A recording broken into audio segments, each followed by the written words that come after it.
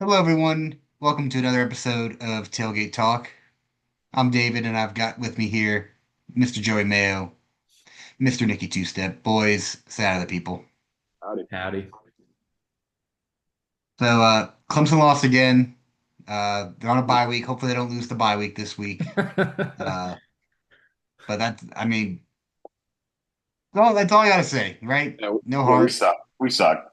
Gave up. We suck. Let's see if they can rally against UNC in the after the bye week. But season's over for Clemson.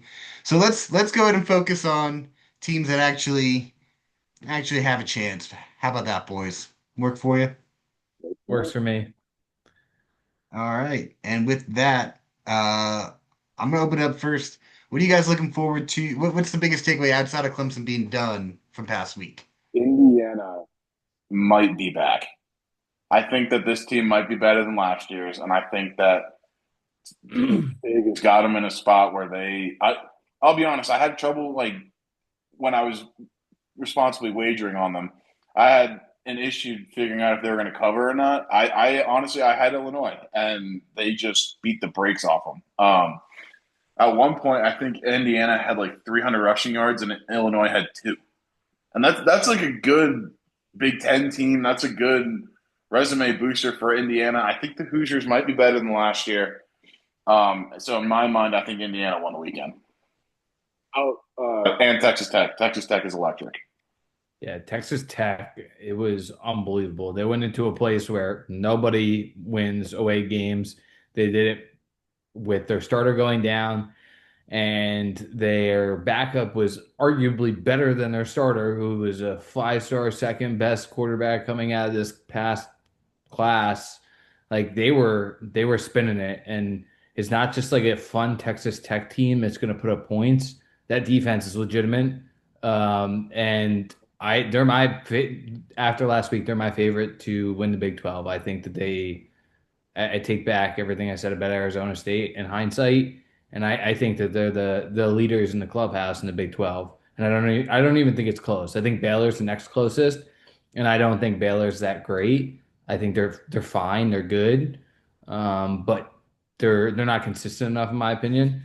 They're 2-2 right now, so we'll see what happens. But I would and the other thing that's upsetting, just to hit on the Indiana thing, is if Kurt Signetti was not scared to actually schedule legitimate games, he might be able to do this more times a year. But he got scared last year because the only two teams he faced that were ranked, he lost to. And so, like, it's just like what could have been or what should have been, and what could be going forward.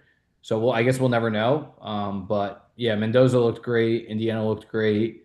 They could be a problem if they catch Ohio State on a bad day or whoever else is on that Big Ten schedule coming down the stretch. Yeah, I mean that's you said it perfectly. This is a weekend that Texas Tech because they people like you said people don't go into Utah and beat them. And Texas Tech, it was a close game, but in that fourth quarter, they pulled away. But that's the other thing. Like it was close, but they handled them.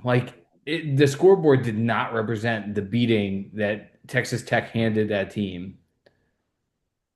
Yeah, and I'm bringing it back down to the bottom of the group chat chain.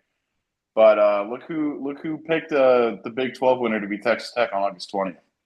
So pretty happy with that. Um, yeah, I knew I had it in there. Had to flex that, but they are electric, and I'm hoping that uh, it just goes to show you what oil money can do. Yeah, This may have the two best picks of the whole year with USF beating Florida and Texas Tech winning the Big 12. at least somebody knows what they're talking about on this podcast. Yeah, it ain't me this year, that's for No, it sure. ain't me either. You're winning. Are you sure, Joe? Because you're winning right now. Yeah. In fact, let's jump right into it. I'm gonna go ahead and show y'all where we're at with all this. And look at that. Look at Joe. Made a big push this week. Got 12 points to Nick's 8, and my also 8. No, actually, I got 10. I think I don't know. I got 8. I don't know what the hell I did. But math wise, this is where we're at. I also don't Joe know what now you taking did the picking lead a up Friday game. 42 points. What? I said I also didn't know what you were doing picking a Friday game. Well, Hey, in my hey, defense, some I people picked have the made that Friday mistake game before. on Wednesday when I assumed that we were going to be um, picking on Thursday night. So it wasn't until an hour beforehand that I realized, oh, Florida State and Virginia are playing right now. For posterity, I picked Florida State as of 9:27 this evening. They're losing 21 to 28 in the third quarter, and we'll see what happens. But that was my pick. And with that, you know what? Let's get into the rest of the picks, shall we? You start us off this week. Go ahead, Nick. I don't care. All right. Well, I don't care if it's the whiteout game. I don't care if Penn State's favored. Give me the Ducks. It's James Franklin in a big game. Enough said. Give me Oregon. The SMU game last year didn't count as a big game. That's all I gotta say. I think Dan Lanning is one of the very best coaches in this entire country. I've said it before, and I'll say that again. I will bang the drum for that man. Um, Oregon's uniform choice this week. Did you boys see it? I've not The seen it. the mummy uniforms. Go check those out after this podcast. They're glow in the dark, and the Oregon Duck is in the shape of like a skeleton head. It's phenomenal. They're going to go into that whiteout game, and I think they're just going to blow the doors off a Penn State team that has been underwhelming from the get. Um, Drew Aller has not been good this year. I don't foresee them turning that around all of a sudden when they play the very best in the Big Ten that other than Ohio State. So give me the Ducks here. I like the Ducks as underdogs, which is crazy. So give me the Ducks plus 3.5. I just looked them up and they are sweet. Oh, they're apps and all of those uniforms, like the numbers and stuff, all glow in the dark. That is sweet. It's awesome. Love my pick even more. Yeah, me too. All right, for me, Georgia Tech's a good football team. Beat up on Clemson.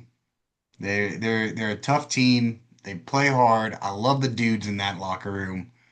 So they're going up against Wake Forest, and I think they're going to absolutely thrash them. That's a Give me the Yellow Jackets. They're going to sting all over Wake that's a Forest. very strange line for a Georgia Tech Wake Forest game. I don't know. I Yeah, feel like Wake I don't make Forest the is. lines. I just accept them.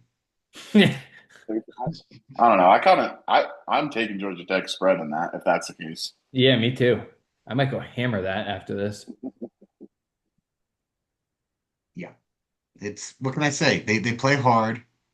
They're not going to give an inch, and I don't think Wake Forest is very good this year. Yeah, no. Enough said. On to the next ones. I said it before. I'll say it again. This Indiana team is different. Also, the over is free because Iowa actually does play offense now.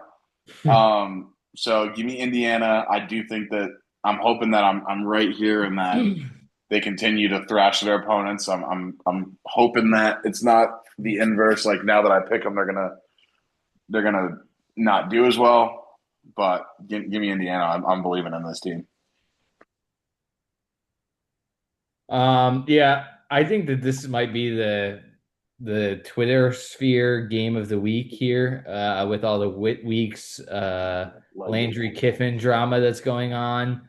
I might have gotten tricked online, but she took a 5 hour road trip to go see him this weekend. I don't know, like the mind games that Lane Kiffin might be playing or his family might be playing. But Ole Miss does have a backup quarterback who is fantastic, but it is a backup at the end of the day. I think this LSU team is for real. I think this is the best defense they've had since '07. Brian Kelly, let or not, I think that this LSU team is talented, and I kind of like them plus 1.5 here, which is why I'm taking them that way. So give me LSU to win over Ole Miss here, and they're also the higher ranked, which is strange. Like I know we've talked about that before, especially on last year's podcast. I tend to go with the higher ranking, especially when they're the underdog. So give me the LSU Tigers here. The one thing I will say is that it is in Oxford, so that's probably why Ole Miss is the Yeah, Maybe, favorite. yeah. that's 3 points right there. Um, Yeah, I agree 100%. LSU's best defense in a while.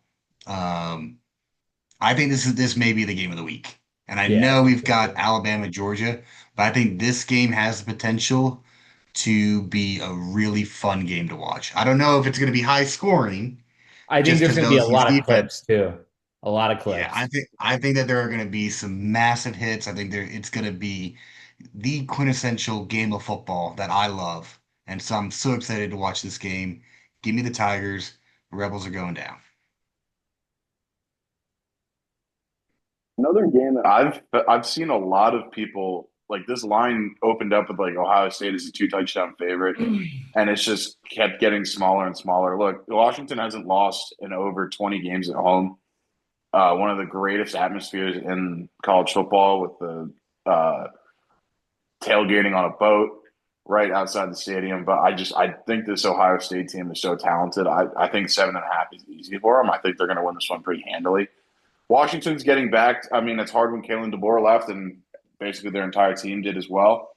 But I they're going to get there, but not this week. I think Ohio State goes and flexes their muscles a little bit. Give me the Buckeyes. I think the only chance that Washington had was maybe Ohio State didn't get off the bus, and that happened against Ohio University. So I They think could have they been a had their look wake ahead up there. call. Yeah. I think they had their wake up call. I don't think they're gonna miss a beat here. I think they're gonna come out prepared. I usually stray away from picking my own team, but I really like this line here. I think Sam Pittman might get fired this week if he loses this game. He hasn't really done anything while he's been at Arkansas, not anything noteworthy. I think Notre Dame is starting to hit some sort of stride. I don't know what stride that is, um, but I think they're hitting some sort of stride here. I like the offense a lot, and I think if the defense just plays well enough, we'll be fine. Um, so yeah, I mean, give me the Irish here, and I will be rooting for my team. What on earth are we doing with Vandy having a 21 and a half point spread that they're favored in? I don't care if it's Utah State. I don't care. This is not how the nerds are supposed to play football. But you know what? God, this is the year of the nerds. We got Vandy Bulane undefeated. We've got Georgia Tech. Like I'm all in on it. I am all in on the nerds this year. Vandy's gonna be undefeated going in to play in Alabama. Book it. My Diego Pavia, buddy. you, the fact that you Gotta said love the Alabama is nerds. the fact that you said Alabama is perfect though, because my favorite clip is that Vandy like lineman saying, "In Alabama, you're next," because it cuts Jalen Hurts. He goes, "Theoretically, yeah, we are next on their schedule," and then they won like 59-0. That's Vandy football. That's what it should be. But I think Diego Not Pavia this is. year. Nerds for the win. I think Diego Pavia might be Vegas's least favorite college football player. I think he just wins a lot of people a lot of money every single week.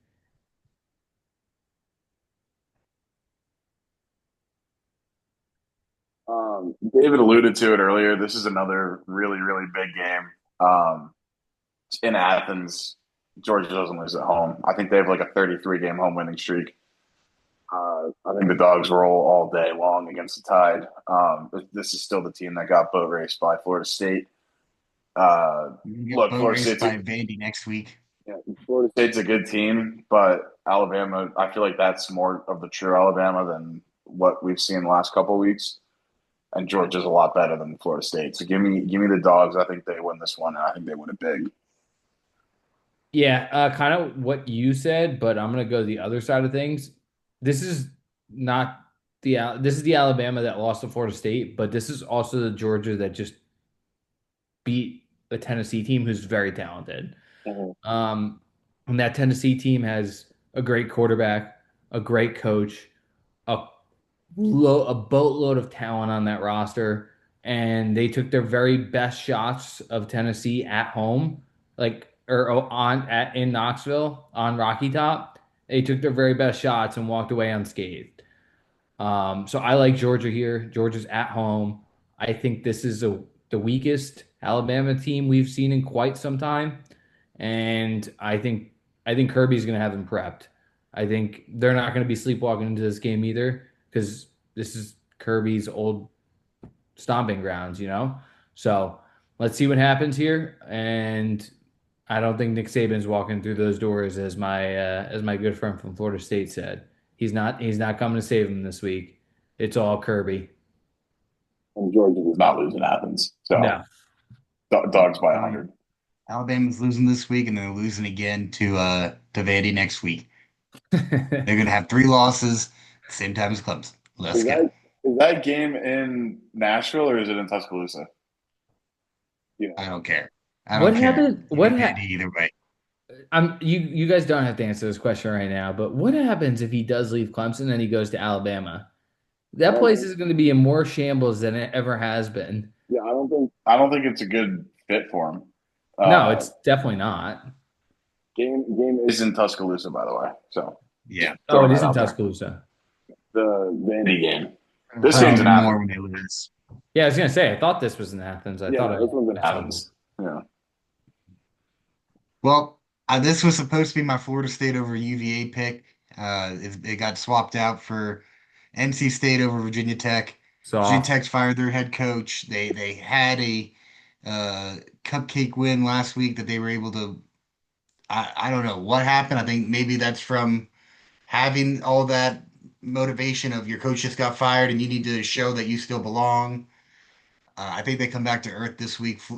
NC State has, uh, for the most part this year, been clicking on offense, moving the ball well, scoring touchdowns.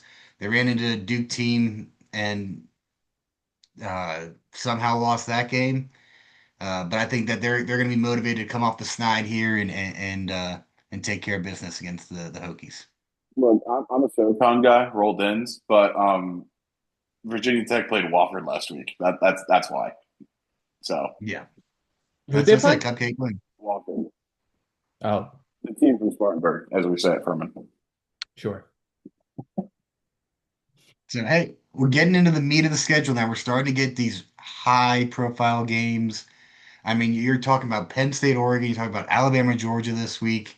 This It, slate this week, if you get up from your couch at all, from between the hours of 12 noon Eastern to the time that the Pac-12 After Dark comes on. I know it's not called that anymore, but what we used to call the Pac-12 After Dark. I think that you may not be a college football lover or fan or fanatic, whatever terminology you would like to use, because this slate is fantastic. Mhm. From start to finish. Like this is what you hope for on a Saturday. And I plan on melting into my couch on Saturday watching all of these games. That's why I got my tea time at 9 a.m. so I can get it in, get out, and get back for the My football. tea time's at 8:50, so I'm right ahead of you. that went the other round. My tea time's at noon on Sunday. There you go. Smart, smart. There you go. All right, with that, I mean, go Tigers. Do not lose the bye week. I swear to God. There's a very good chance, and I'm joking. I wanted to say this before when you guys said it, but before we log off, there's a good chance you guys might lose the bye week because he's going to say something beyond dumb this week Yep. at a press conference that he should no longer be speaking at. Somebody should tell him, Coach, you can't go back out there for another round. This is like Rocky fighting Apollo Creed. He's Rocky, and the reporters are Apollo Creed. He's just going back out there to get beaten. Hey, Rocky won. Eventually, That's all that matters. after Hey, he was if that's hot, the after analogy he you're was going to take, then bleeding I'm to, okay with that end result at the end of the day. I mean, One day we'll be back. it's like Apollo versus Ivan Drago. Like this is bad. Hey. Oh God. Well, also go Team USA in the Ryder Cup. Yeah, I don't know how any of it works, but I tuned in today and I think we're losing, but go We're losing, America. but Somewhere. we're losing. But you know what? We start slow. We're gonna finish strong. Don't you And we worry. have the best golfer in the world. Yeah, I'm Yeah. just getting into watching the golf and playing the golf, but Scotty Scheffler, best golfer in the world, so played like garbage today, but he started to come along at the end. So let's see if he can pull some out on set. But that's the other thing. You need to have college football and the Ryder Cup going on at the same time because it's just Ryder Cup is can't miss television. It yeah. is awesome It to looked watch. It is intense so much today. fun. And I love the fanfare because like at one point today I tuned in late. So as you guys know, we had other stuff going on here, but I tuned in late and the one European guy was like banging his chest into like to the fans, and I was like, this is different type Super of golf. chirping. Yeah, like this is a This different is type of this golf. is Happy Gilmore-esque golf. This Yeah. is like the emotions are high. You're fighting for your country, for your continent. It's just there's something different. Like the announcers were talking about it today. Like Rory McIlroy does not show emotion that much when he's winning majors, winning tournaments. But this man is chirping the fans Yeah, and he was stepping off at the today Ryder Cup because when it I matters tuned that in. much. When I was tuned in, he stepped off like three or four times, and I was like, each time they booed him, and I was like, oh boy, he's really getting them riled up. Shout out to Cameron Young, Yeah, had a hell of a rookie, day. rookie, rookie Ryder Cup experience. This man grew up on Bethpage Black, and he is showing it. He put he put it on today. Did he have three Huge win for birdies? way more. Way more? They won that their matchup five up five. Okay, so I think I saw three birdies then from him from the time I tuned in. He had like four or five up by himself, and then JT had a couple, but JT it was all Cameron Young. He shows no emotion either. He's definitely a acquired taste. Normally he does. JT normally does. So look for that tomorrow. Okay, I'll keep my eyes peeled. Any other notes I should be looking for as a first time golf watcher? Watch when you've got like Bryson DeChambeau going for the green on hole one each time. I It's saw insane. that today. He He hit drives it one. like 360 yards. It's ridiculous. Yeah, that was insane. I saw that. I actually caught that on the timeline today. So And then the sneaky guy to watch, Patrick Cantlay is a gamer. is he young? And I don't know about Young, but he has been on the Ryder Cup team a couple of times, and every time this man just he plays his best golf when he's wearing the USA uniform. Hmm. We love guys like that. All right, good to know. I will keep my eyes peeled for those three things. All right. Well, I think with that, go Tigers and go Team USA. Go Irish I guess and go go USA. America.